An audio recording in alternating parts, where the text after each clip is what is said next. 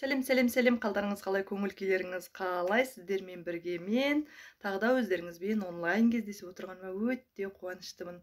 Бүгінгі тақырып баршылық пен таршылық, яғни байлық пен кедейлік туралы. Жалпы кедейлік пен байлықтың адам баласына неге уже адамзатқа екі түрлі жағдайда берілетіндігі, біреулер бай, біреулер кедей болатындығы, барлығына 24 сағат, 12 мүше, бір ғасыр, бір орта, бір әлем беріп қойса да, әркім әртүрлі жағдайда өмір сүруінің жалпы құпиясы, ерекшелігі адамдардың өздерінің ойлау деңгейімен жаңағы шешкен шешімдеріне, қалыптасқан әдеттеріне байланысты екен.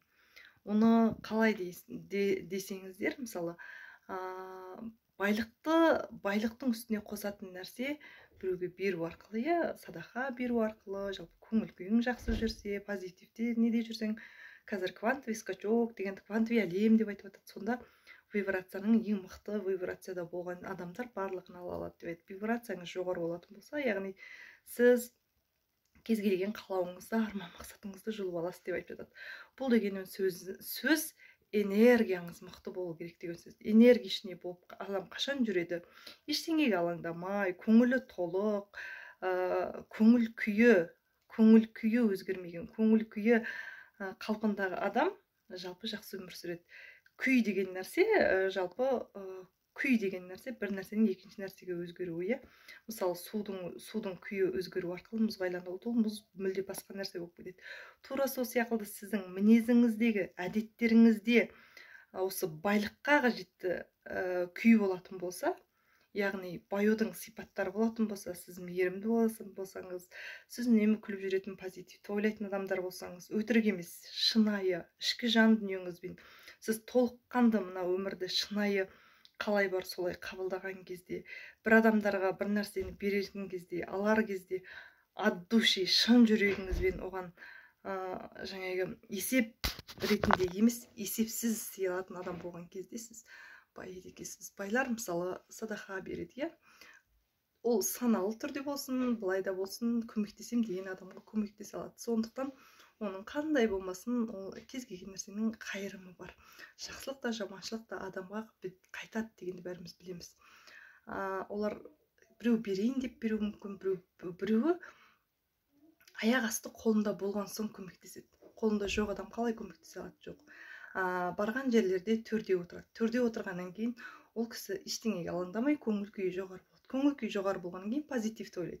Позитивті ойлағаннан кейін ол кісінің аузынан тек қана жақсы сөздер шығады. Жақсы сөздер шығу арқылы өзіне жақсылықтар тартады. Ал кедей адамдар жаңағы бір нәрседен ұялу арқылы, тіпті дұрыс киім кие алмайды. Дұрыс киім кие алмағаннан кейін басқаларды көріп қынжылатын болса, ішіндегі комплексі болатын болса, ұялу сезімі болатын болса, өзін төменшіктету сезімі болатын болса, ол әрине қалай позитивті ойлай алады? Осы маған ақ жетпейді деп көңіл күй бұзылады. Күй төменгі деңгейге, вибрациясы төмендейді. Осы төмендеген вибрация адамды депрессияға алып келеді. Депрессия ауруға алып келеді.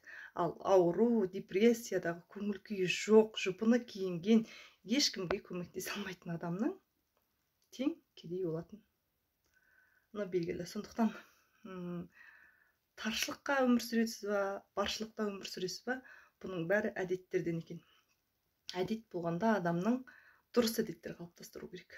Адам көзқарасын өмірдегі кез келген ситуация, кез келген жағдайдың, кез келген байлықтың Алладан екенін біліп, Алла берген нәрсесін ала алатындығын біліп, соны өзіме ғана, таңдайыма ғана жоқсын деп емес, бөлісе білген кезде ол көбейеді.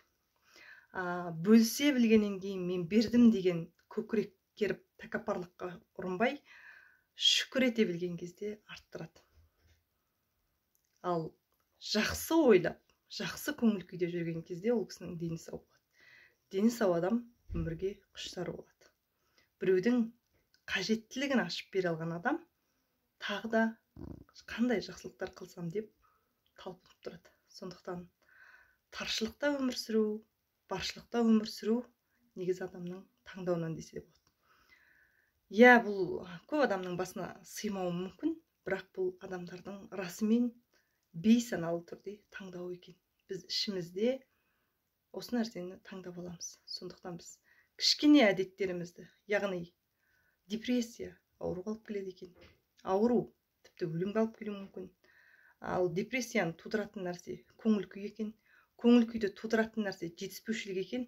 Онда осының бәрін жасауға болады ғой. Бұның барлығы адамның қолынан келетін нәрсе. Сондықтан қай бағытты таңдайсыз, қай тарапта болғыңыз келеді, адамзаттың өз қолында. Сондықтан бай, қуатты болыңыздар, бақытты болыңыздар, жақсы ойлаңыздар. Алланың берері өте көп. Сіз шешім қабылдап, жақсы әдеттер қалыптастырған кезде міндетті түрде бай боласыз. Бай, қуатты